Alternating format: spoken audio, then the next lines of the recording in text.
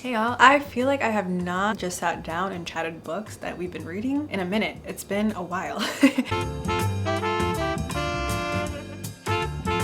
But in all seriousness, someone please explain the science of this to me, because I sort of declared my public reading year over. As soon as I did that, I hit literal banger after banger. The rereads, they felt like I was reading them for the first time a lot. One of them was a book that I had sort of written off, ended up being a new 5-star read. Another one just found like a different angle of it and was totally enamored. And then the new books that I read, definitely a 6-star read in here, a 5-star. Yeah, it was just like a crazy reading month. Anyway, let's chat some reads. I'm gonna turn on a light because I feel like it's getting dark. Okay, I hope that's a little bit better. The first book that I read was a reread. So this one is Beautiful World, Where Are You by Sally Rooney. This is about a friendship. It's about Eileen and Alice. They are both writers to different degrees. We're watching them sort of relate with other people. We're watching them fall out of love. We're watching them fall into love. We're watching them dance in the sort of relational, you don't dance in a battlefield, but I was gonna say you watch them dance in a battlefield of what it means to like fall into relationships. You know, people are meeting on Tinder and we're reconnecting with people that we've known all our lives. And so we watch them sort of trip and fall and try to find their footing in relationships. But also we're seeing how these two friends oftentimes miscommunicate with each other and don't love each other in the way that is most receptive to them. We see them sort of realize this mismatch in frequency and try to realign that. So yeah, it's a book on friendship, it's a book on relationships, it's a book on how we relate to one another, how we connect. It's sprinkled with some email correspondence, which I love. I know a lot of people dislike that, but I love the emails. There's a lot of existential dread in it. There's a lot of like contemplating capitalism and how we survive in them, contemplating how we continue to live our lives and the mundanity of our lives in the sort of like hellscape of capitalism. When I first moved into my new neighborhood, I remember I had gotten the ALC from Libro and I popped my little headphones in and I was taking walks all around the parks around here. All of the leaves were changing and I was exploring this new space. And I think I was asking a lot of the questions that the characters in this book were asking. And so this book just holds such a special place in my heart. I don't know, I feel like while I was listening to it, I was suspended in time in the best sense of that phrase. And I am constantly like yearning for a return to that feeling. And so I simply reread it every year at the same time. So this is my third reread of this. I think I reread it. Honestly, there's one quote in here that talks about her being an instrument through which life passes, and that is like one of the most stunning passages. I really like that, and I just like to, it's like meeting a celebrity every time, a celebrity sighting. Fantastic. I don't think I need to talk this book up. It's had its moment, and those who love it, and those who don't.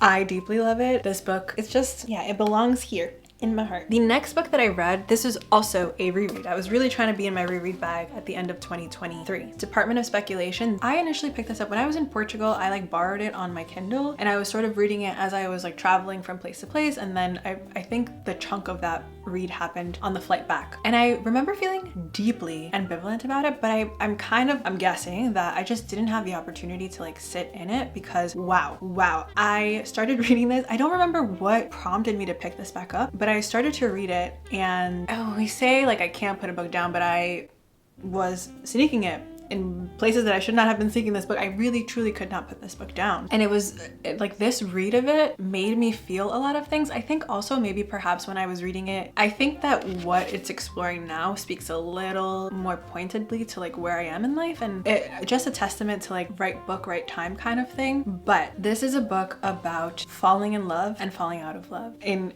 short. It uses fragments to detail how this couple find each other, fall in love, fall into this marriage. Also how we see how things like domesticity, motherhood, parenting, and things like wanting to continue that path of individuation while you are with someone, like all of these things sort of chip away at their union and how they sort of navigate that. There is an affair. What's interesting about this is that I think oftentimes in affair books, the person who is committing the affair is the speaker. And so I don't know, I think I have to be more well-rounded even in my, even in how I look at affairs. Like what is the perspective of the person who has been wronged and who has been betrayed? This sort of gave a little microphone to that. Yeah, the scenes were really chilling, and the way that they try to piece themselves together, a lot of the times I'm like, I don't know that I would in this situation work so hard to sort of tape all of the chips in the like cracked porcelain of my marriage. Like, I don't know. And so yeah, it was just really an addictive and thought-provoking read. It was also looking at like the differences in love, like the way that you love your partner and the things that you're willing to do to maintain that love, and the way that love bloats around children. And so it's interesting to see all of these different pieces of how we love explored through these fragments, explored through like the cracking. I don't know, there is just this sense of fracture in this book and an attempt at bringing it together. I feel like for a while there was like this trend with fragmentary writing, and I think in theory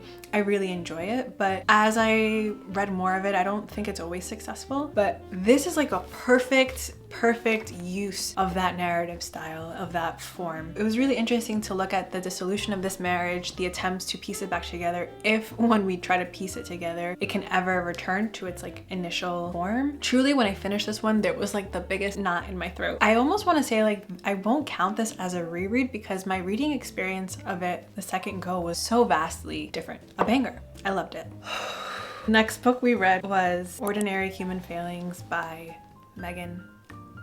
I want to read to you what I wrote because I always like take quick notes because my brain is fickle. So I literally wrote, I just finished this book and I have no thoughts, but there is a 10-ton weight pulling apart in my chest and I am not okay. It was the kind of book that I desperately wanted to end, but then when I read the last sentence, which gutted me, I could not pry myself out of the book. It was a devour the acknowledgements because that's all we have left kind of feel. And now I am bereft, without words, without a coherent thought, just raw wreckage. I tried to pick another book up after this to see if the feeling would settle, but nah. Nolan's words are an ocean of tumult. I'm a little seasick. And scene. Yeah, this book fucked me up. It was so good. Okay, so let me tell you what it's about and then let me tell you how it made me feel. So this book is about this family from Waterford that is now living in this like apartment complex in London. We have Carmel, this beautiful young woman. We have her daughter, Lucy, and then we have Carmel's dad, John, and her brother, Richie. Lucy, the youngest little girl, all of a sudden becomes a suspect in this murder. There is a little girl who has died and there's talk of Lucy having done it. The entire family is almost like sequestered by this journalist, Tom. Awful dude.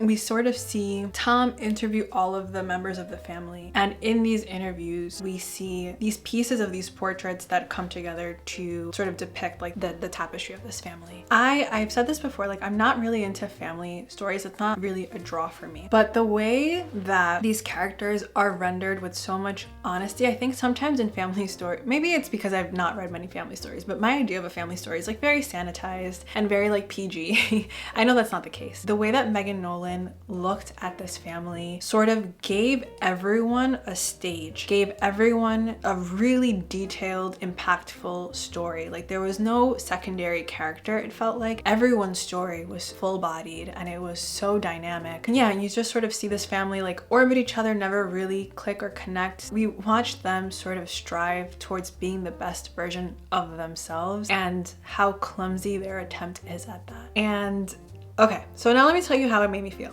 I kept thinking, and I buddy read this with Sarah, and we were sort of comparing like, what did it feel like to read Acts of Desperation and this one? And we're like, how is it that the same sort of claustrophobic, being rattled in like an enclosed space feeling, how does she manage to do that in Acts of Desperation and then sort of mimic that same feeling in Ordinary Human Failings? Because I think Acts of Desperation had this, again, it was very claustrophobic. It was this very interiority type of book where we're sort of looking at this character fall into this like toxic relationship and try to crawl herself out of it. And so that sort of enclosed and frenzied feel makes sense. But there is also a sense of claustrophobic frenzy in how these characters are depicted. The staple of a Nolan book is that you are going to feel nauseous while reading it. I think on a sentence level, it's interesting to read two of her books. And I think her sentence structures, they're repetitive, but it's just so fascinating to watch them detonate. And I say the word detonate because it really feels like she captures so much of human experience within like one or two sentences, and that sort of experience, that sort of like large funneling down, feels so explosive. I think that's kind of just what it felt like. It felt like constant reverb and constant just like aftershock while reading this book. Yeah, I'm just so in awe of this writer, and I'm so happy that she's a youngin', and I'm so happy that she is doing this, that she's giving us these stories and she's giving us this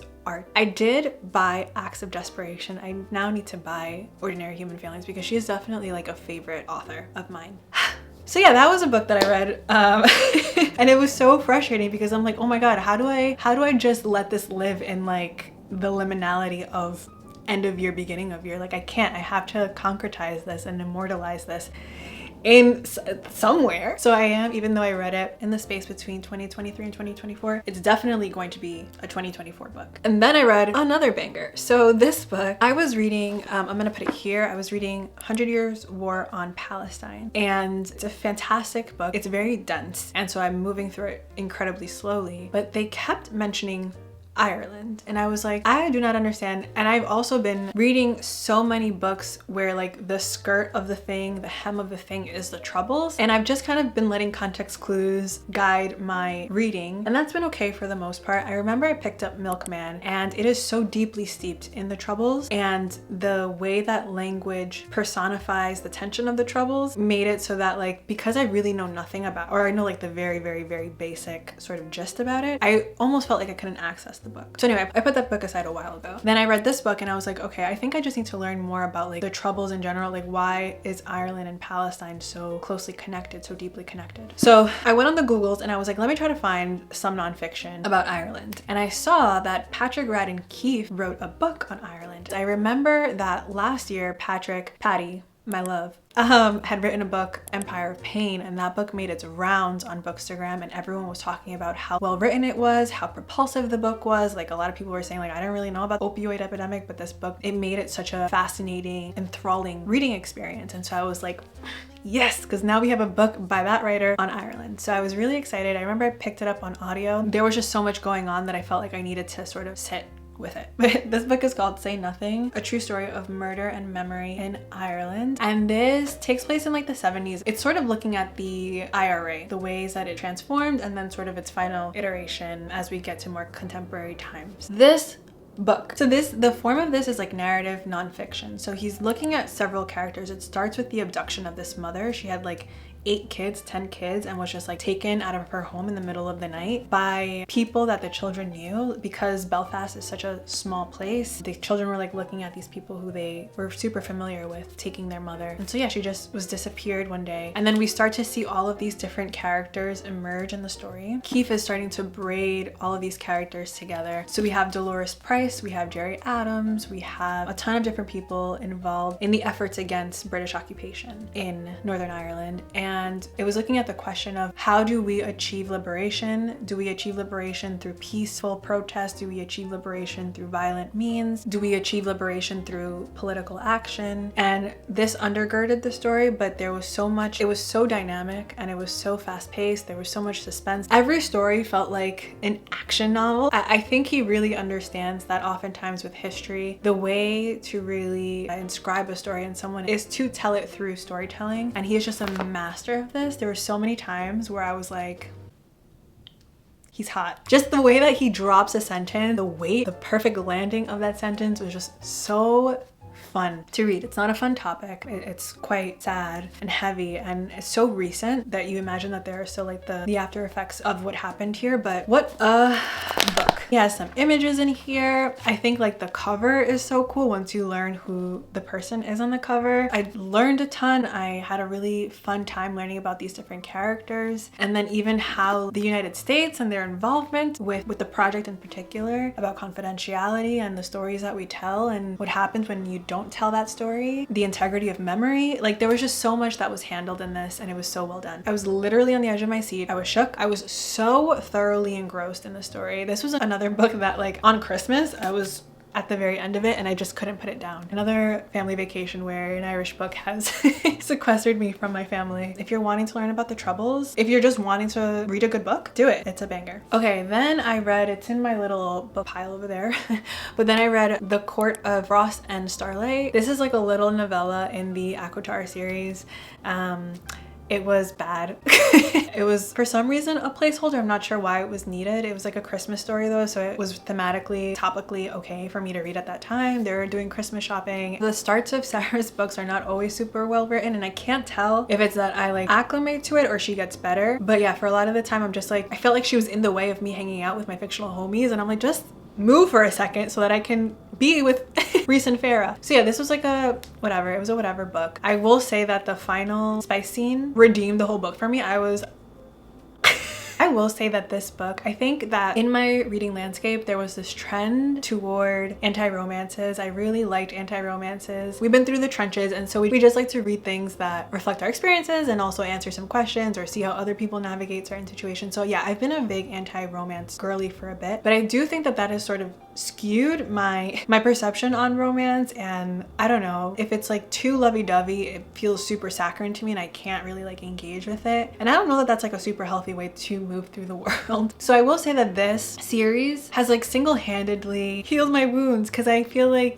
we love love, and I love watching these fairies do the dirty and fall in love, and it's a time. It's great. We have 2 more books. I then read Small Things Like These by Keegan. This was my first Keegan. I'm really excited. I read it also like a few days after Christmas, so it was very thematically fitting. This is a story about a man and his family, his discovering Magdalene laundry and trying to help one of the girls that he encounters. It's a very cold and quiet and soft-footed book. I will say that I think because of the other books that I read around this one didn't really leave much of an impression. I almost found myself sort of like in and out of it, but I would really like to reread it because I found this article by our girl Joanna, and I have been talking about wanting to do a reading project with her book 9 Women Writers Begin Again. So she has this sort of like profile on Keegan, and she talks a lot about the books. She starts off with this one, and then she talks about some of the short stories, so I immediately borrowed those. And yeah, I think I will be rereading this. I think it was just an unfortunate sort of like, all of the other books were doing backflips, and then this one just came in and she was very soft-spoken and very, like I said, soft-footed. And so I do really want to revisit it. I also would really like to learn more about the laundries, but I have borrowed Antarctica by Keegan. I just want to dip my feet in more of her writing before I commit to like Foster. And by commit, I mean they're all very short little books, but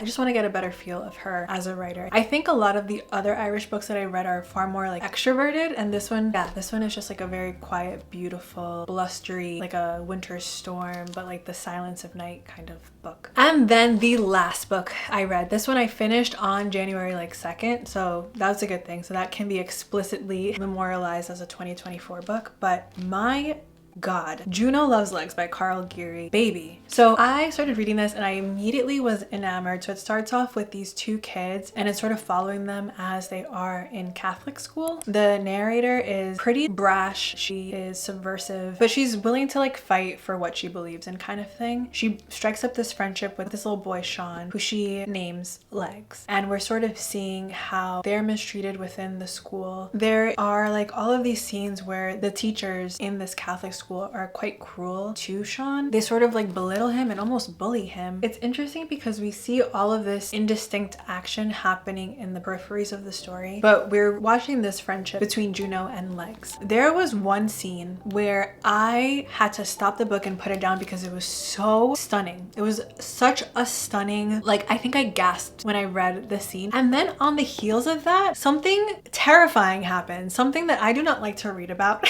I again had to put the book down, but for totally different reasons. I thought it was so sad and I didn't know that I would be able to continue reading it. So I put it down for a few days. And then the writing kept calling to me. I was like, I can't pry myself away from these characters. I need to know what happens. I like took a little peek and then the book sort of like clamped down on me and refused to let me go. And so I found myself in the book again, which is saying a lot because I do not want to feel sad or distressed about the books that I'm reading. But this was just so beautifully done. So we're sort of watching these characters move through life. I think what Geary was looking at was, he was looking at how beautiful, how stunning, how precious a moment can be, and how inevitable a darkness around that beauty is. When there is profound love, there is also like profound loss and profound hurt. And I think it was really looking at that. And I also think it looks at how when we sort of love each other deeply, there is a wreckage that's left as well. And it's asking whether you can love without that darkness existing, whether you can love without that wreckage tailing that love. These 2 people love each other fiercely. They love each other with a magnitude that moved me, just to see how these characters build life rafts around each other, keep each other afloat, how they lose each other. Oh my God, I'm gonna start crying. We're okay. How they lose each other and find each other precisely when they need each other. was really something to read, and it is like, oh my word, I'm not gonna be able to get through this. This was a really beautiful book. I think everyone should read it. It's one that I'm going to purchase and put on my favorites pile. I am so impressed with Geary's work. Just stunning. It's such a beautiful, beautiful story of love. This is a 6-star read for me. I don't often do that. I don't often give those out. I feel like I haven't really encountered a lot of 5-star reads in my entire reading year last year. But like Say Nothing, I would say was a 5-star read for me. Beautiful World, Where Are You? I don't think I initially gave it 5 stars, but it became a 5-star read for me this December. Department of Spec was a 5-star read for me. This was a 6-star read for me. I think if we're thinking about like the power of friendship, I don't know. I'm gonna start crying. I just really love this book. So yeah, those were the things that were read. I missed chatting about the books that we're reading, so this was nice. Before we sign off, I did want to do a little update on our progress with the journals, with the reading intentions. Not the entire like reading intentions, but just these, because I would really like to continue this practice. So we have been collecting quotes. So this has been so far, so good. I'm reading currently Lazy City by Rachel Connolly, and there are a lot of beautiful quotes that I'm capturing in here. And then I decided, I know that I had said that I had given up on this, but like as soon as I said that, it was like a reverse jinx, because then I was like really excited to use it. So I am reading a book on philosophy, and I want to start to capture some of the quotes from that in here. I also did this little thing, and this was a lot of fun, and it wasn't as time consuming as I thought it would be. So just trying to capture my reads in this way felt really cool. I think I'm going to step away from star ratings here. I feel like if I say a book is a 3-star, what's the impetus to pick that book up? But if you're hearing a book and you're liking how it's discussed, then you can decide if you want to pick it up on your own or not. I'm gonna close that chapter of that little experiment, and for myself, just write my star ratings in here. And then yeah, I'm gonna try to collect, I think what I was thinking was that anything that's not literary, any quotes I encounter, I'm gonna put in my commonplace, and then more literary stuff will go in this chunker here. But I just wanted to give an update because we've been keeping up at it. It's only been like 2 weeks, but progress is progress, right? But yeah, I think that's it. I hope you're doing well, and we will see each other soon. Bye.